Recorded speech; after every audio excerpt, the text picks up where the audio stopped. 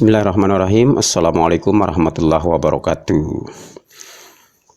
Selamat berjumpa kembali dengan saya, Syihafuddin Sulaiman.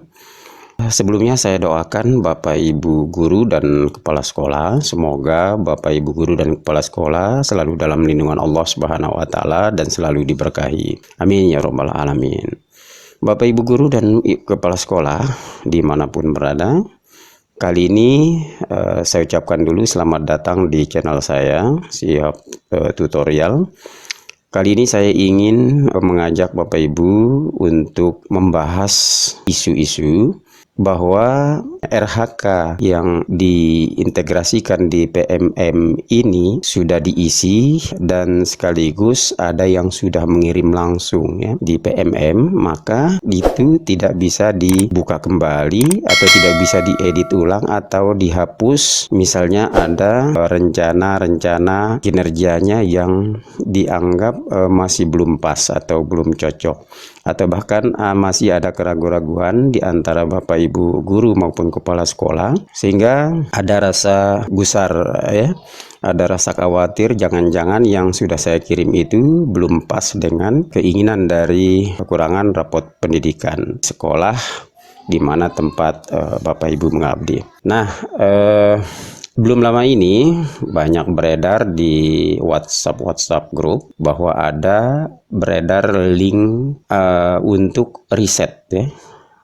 Ada link riset PMM di mana kita bisa menggunakan link itu untuk masuk ke dalam sistem dan kita akan bisa meriset atau mengatur kembali rencana-rencana atau RHK yang sudah kita kirimkan ke PMM yang selama ini tidak bisa dibuka dan tidak bisa diedit ulang ataupun dihapus.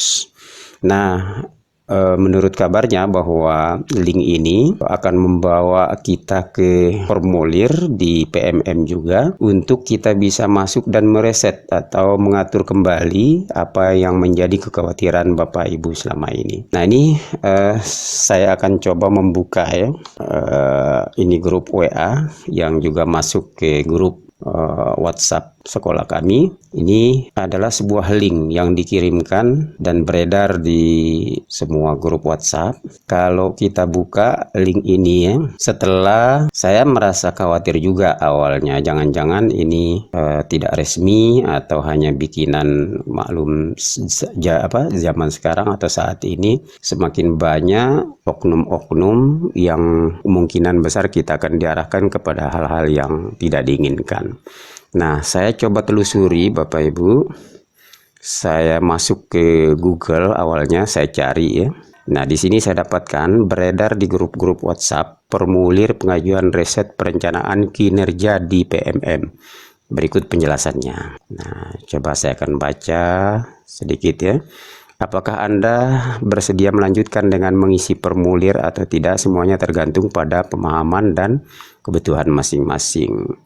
Oh, ini yang halaman kedua ya. Halaman pertama, maaf, saya akan coba dari halaman pertama ya. Seiring dengan kemajuan teknologi, pendidikan di Indonesia turut merasakan dampaknya. Salah satu platform yang diperkenalkan yaitu platform Merdeka Mengajar atau PMM. Namun belakangan ini muncul informasi mengenai formulir pengajuan riset perencanaan kinerja di PMM yang beredar di berbagai grup WhatsApp. Pertanyaannya, benarkah demikian?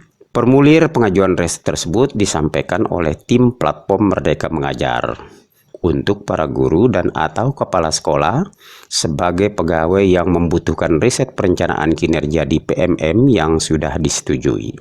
Namun, sejumlah poin penting perlu diperhatikan sebelum memutuskan untuk menggunakan formulir pengajuan riset tersebut. Nah, yang pertama, formulir pengajuan riset ini harus diisi secara mandiri oleh masing-masing pengguna dan pemilik akun belajar.id. Poin kedua, menegaskan bahwa formulir pengajuan riset ini digunakan untuk riset perencanaan yang sudah disetujui yang akan menghapus perencanaan sebelumnya. Setelah riset, pengguna diharuskan mengisi perencanaan kembali dari awal. Penting untuk memperhatikan poin ketiga, di mana kesalahan dalam pengisian data dapat menggagalkan proses riset. Nah, ini yang kadang membuat kita yang sudah mengajukan rencana kerja itu di mana di poin ketiga ini mengatakan kesalahan dalam pengisian data dapat menggagalkan proses riset. Pengguna hanya diberikan kesempatan untuk mengajukan riset sebanyak 1 kali, dan proses riset akan dilakukan setelah 3 hari kerja terhitung setelah formulir pengajuan riset diisi dengan data yang benar. Tidak ada konfirmasi atau notifikasi setelah pengajuan formulir pengajuan riset, sehingga pengguna diharapkan untuk melakukan pengecekan mandiri di pengelolaan kinerja PMM secara berkala untuk mengetahui apakah proses riset telah selesai dilaksanakan atau belum. Nah, ini mungkin yang membuat pengguna merasa ragu-ragu ya untuk mengajukan formulir riset ini. Pengajuan riset hanya dapat dilakukan maksimal hingga 25 Januari 2024 pukul 23.59. Setelah tanggal tersebut, formulir pengajuan riset ini akan ditutup per 26 Januari 2024 pukul 00.00. Sebelum mengisi formulir pengajuan riset, penting bagi pengguna untuk membaca dan memahami syarat dan ketentuan yang tertera. Dengan mengisi formulir pengajuan riset, pengguna dianggap telah memahami dan menyetujui semua ketentuan yang berlaku. Nah, kita lanjutkan ke halaman 2 sedikit. Apakah Anda bersedia melanjutkan dengan mengisi formulir atau tidak? Semuanya tergantung pada pemahaman dan kebutuhan masing-masing pengguna. Nah, jadi di sini saya juga tidak bisa mengatakan bahwa ini tidak boleh dilakukan, namun ini juga berasal dari PMM, Bapak Ibu ya. Nah, kalau saya buka di PMM, ini resmi dari PMM ya. Info terkini peningkatan jumlah antrian dalam penanganan tiket laporan.